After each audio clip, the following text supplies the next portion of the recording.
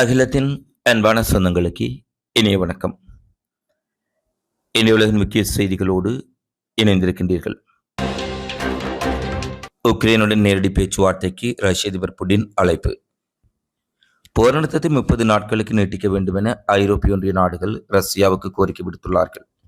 Ukraine Russia இடையிலான போர் 1172வது நாளாக தொடர்ச்சியாக நீடித்து வருகின்றது.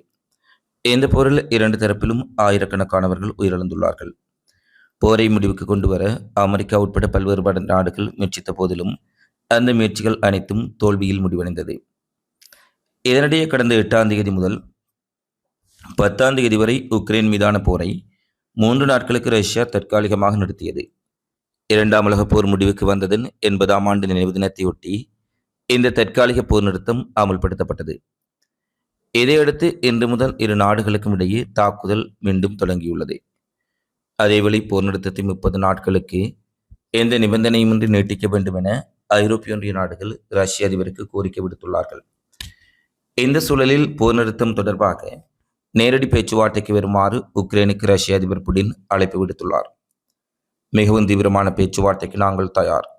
பிரச்சினைக்கான காரணங்களை நீக்கவும் அமைதியை நோக்கி செல்வதற்கான வழிமுறைகளை காண பேச்சுவார்த்தை நடத்த தயாராக இருப்பதாக ரஷ்ய அதிபர் புடின் தெரிவித்திருப்பதுடன் உக்ரைனை ரஷ்யாவுடன் மத்தியஸ்தர்களின்றி நிபந்தனையின்றி பேச்சுவார்த்தைக்கு வருமாறும் அழைப்பு விடுத்துள்ளார். 15ஆம் தேதிக்குள் பேச்சுவார்த்தைக்கு வருமாறு அழைப்பு விடுத்திருக்கும் புடின் பேச்சுவார்த்தை துருக்கி தலைநகர் அங்காராவில் நடைபெறும் என்றும் தெரிவித்துள்ளார். ரஷ்ய அதிபர் புடின் உக்ரைன் போரில் நேரடியாக பேச்சுவார்த்தைக்கு வருமாறு உக்ரைனுக்கு அழைப்பு விடுத்துள்ளமை ரஷ்யா உக்ரைன் போரை முடிவுக்கு கொண்டு வரலாம் என எதிர்பார்க்கப்படுகின்றது. பாகிஸ்தான் எங்கள் மீது மீண்டும் தாக்கினால் வலுவான பதிலடி கொடுக்கப்படும். இந்திய விமானப்படை அனைத்து முப்படைகளும் தயாராக இருப்பதாக நரேந்திர மோடி தெரிவித்துள்ளார். பாகிஸ்தான் மீண்டும் தாக்குதலில் ஈடுபட்டால் வலுவான பதிலடி கொடுக்கப்படும் எனவும் போர் நிறுத்தம் குறித்து அமெரிக்க துணை அதிபர் JD வான்ஸிடம் தொலைபேசியில் பேசிய போது பிரதமர் மோடி தெரிவித்துள்ளதாக தகவல் வெளியாகியுள்ளது. ஆபரேஷன் சிந்தூர் நடவடிக்கை மூலம் ஜம்மு காஷ்மீரின் அனந்த்நாக் மாவட்டத்தில் பகல்காம் பயங்கரவாத தாக்குதலுக்கு பதிலடி கொடுக்கும் விதமாக இந்திய இராணுவத்தினர் பாகிஸ்தான் மற்றும் பாகிஸ்தான் கட்டுப்பாட்டில் உள்ள காஷ்மீரில் உள்ள 9 பயங்கரவாத முகாம்கள் மீது ஏவுகணை தாக்குதலை நடத்தினார்கள். இதில் ஜெய்ஷ்-இ-முகமது அமைப்பின் கோட்டையான பகல்பூர் மற்றும் லக்ஷர்-இ தொய்பாவின் தளமான முல்கி ஆகியவை அளிக்கப்பட்டதாக இந்திய இராணுவம் தெரிவித்துள்ளது. பகல்காம் தாக்குதலை தொடர்ந்து இந்தியா பாகிஸ்தான் இடையே பதற்றம் அதிகரித்து வரும் சூழ்நிலையில் பதற்றத்தை தணிப்பது குறித்து பிரதமர் நரேந்திர மோடியிடம் அமெரிக்க துணை அதிபர் JD வான்ஸ் தொலைபேசியில் நீண்ட நேரம் பேசினார். அப்போது இந்திய பாகிஸ்தான் பேச்சுவார்த்தை தொடர்பில் தன்னுடைய வரவேற்பை JD வான்ஸ் தெரிவித்தார். அப்போது பாகிஸ்தான் ஒருவேளை ஒப்பந்தத்தை மீறி எம் மீது தாக்குதல் நடத்தினால் இந்தியா மிக கடுமையான பதிலடி கொடுக்கும். சிந்து நதி நீர் ஒப்பந்தம் எல்லை தாண்டிய பயங்கரவாதத்துடன் தொடர்புடையது. இந்தியாவுக்கு எதிரான பயங்கரவாதத்தை பாகிஸ்தான் ஆதரித்தால் சிந்து நதிர் ஒப்பந்தம் நிறுத்தி வைக்கப்பட்டிருக்கும் எனவும் அவர் தெரிவித்துள்ளார்.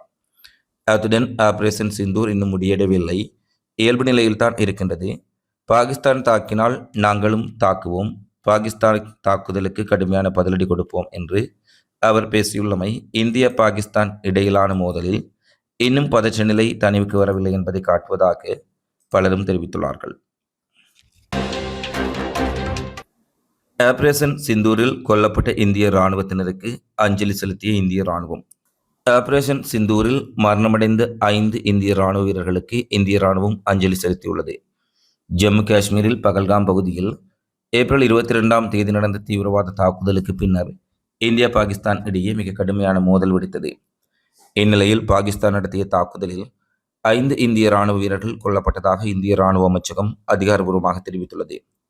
இவர்களின் தியாகத்தை நாங்கள் மதிப்பதாக தெரிவித்திருப்பதுடன் இந்திய இராணுவம் இவர்களுக்கு அஞ்சலி செலுத்தியுள்ளது. இந்த நடவடிக்கையின் கீழ் பாகிஸ்தான் மற்றும் பாகிஸ்தான் ஆக்கிரமிப்பு காஷ்மீரில் உள்ள இடங்கள் மீது நடத்தப்பட்ட தாக்குதலில் இந்த உயிரிழப்புகள் ஏற்பட்டிருப்பதாக அவர்கள் தெரிவித்துள்ளார்கள். மேலும் 14 இந்திய இராணுவத்தினர் காயமடைந்திருப்பதாகவும் தெரிவிக்கப்பட்டுள்ளது.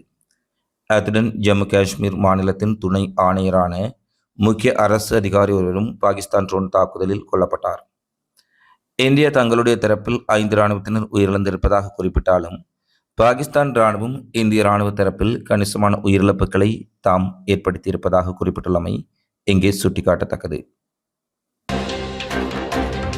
இந்தோனேசியாவில் உள்ள சுமாத்ரா தீவில் 6.2 என்ற டிக்டர் அளவில் சக்தி வாய்ந்த நிலநடுக்கம் ஏற்பட்டுள்ளது.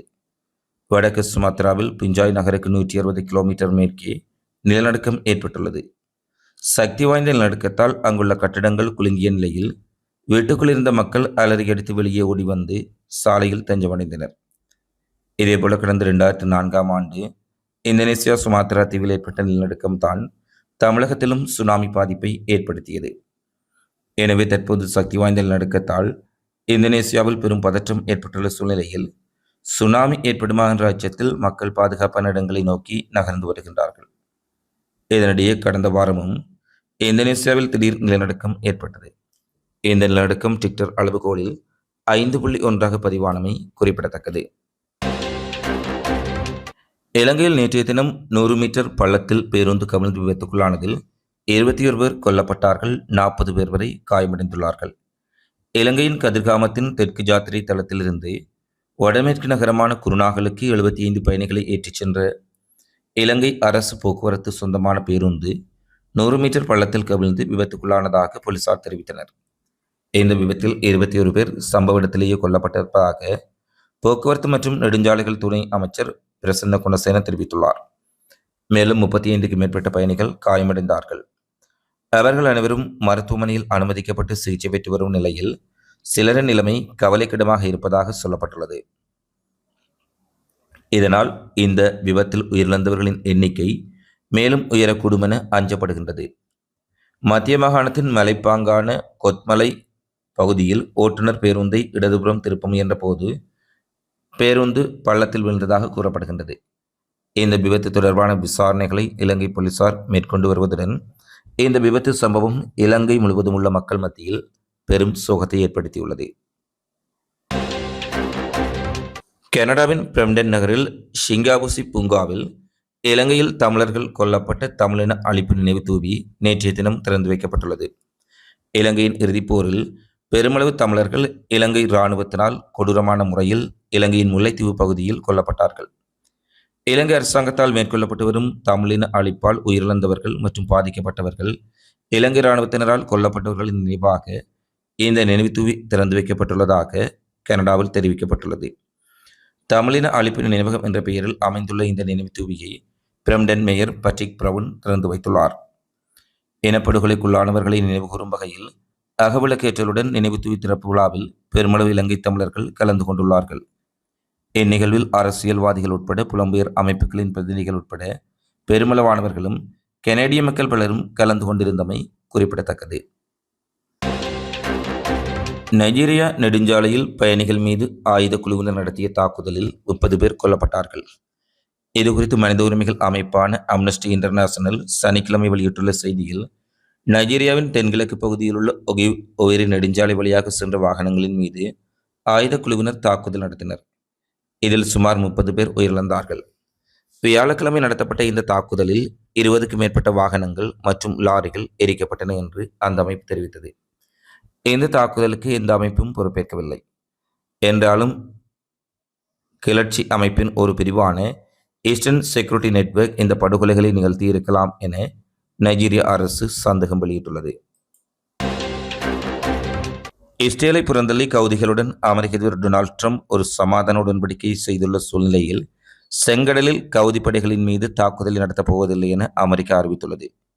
அமெரிக்காவின் விமானந்தாங்கி போர்க்கப்பல் மற்றும் அமெரிக்காவின் இலக்குகள் மீது தாமும் தாக்குதலை மேற்கொள்ளப் போவதில்லை என கவுதிகள் அறிவித்துள்ளார்கள்.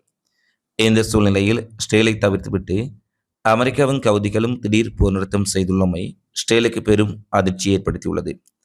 இந்த சூழ்நிலையில் இஸ்ரேல் அமெரிக்கா இடையில் மோதல் வெடித்துள்ளதாக பலரும் செய்திகளை வெளியிட்டுள்ள சூழ்நிலையில் அதனை உறுதிப்படுத்தும் விதமாக நேற்றைய தினம் நடைபெற்ற ஊடகவியலாளர் சந்திப்பில் கவுதி படைகளில் தாக்குதலை அமெரிக்கா நடத்தியது குறித்து, குறிப்பாக அமெரிக்க கவுதிகளிடையிலான போர் நிறுத்தம் குறித்தும் கேட்கப்பட்ட கேள்விகளுக்கு கவுதிகளை தாக்குவதற்கு எமக்கு அமெரிக்காவின் அனுமதி தேவையில்லை என்றும், காசாவில் அதன் போர் திட்டங்களுக்கு அமெரிக்காவிடம் அனுமதி வாங்க வேண்டிய அவசியம் கிடையாது என்றும் இஸ்ரேலின் பிரதமர் நெதன்யாகு தெரிவித்திருப்பது அமெரிக்கா இஸ்ரேல் இடையே வெடித்துள்ள மோதலை கோடிட்டு காட்டுவதாக பலரும் தெரிவித்துள்ளார்கள். இத்துடன் உலகின் இன்றைய முக்கிய செய்திகள் நிறைவடைகின்றன. தொடர்ந்தும் உலக செய்திகளை உடனுக்குடன் தெரிந்து கொள்ள அகிலத்தோடு இணைந்திருங்கள்.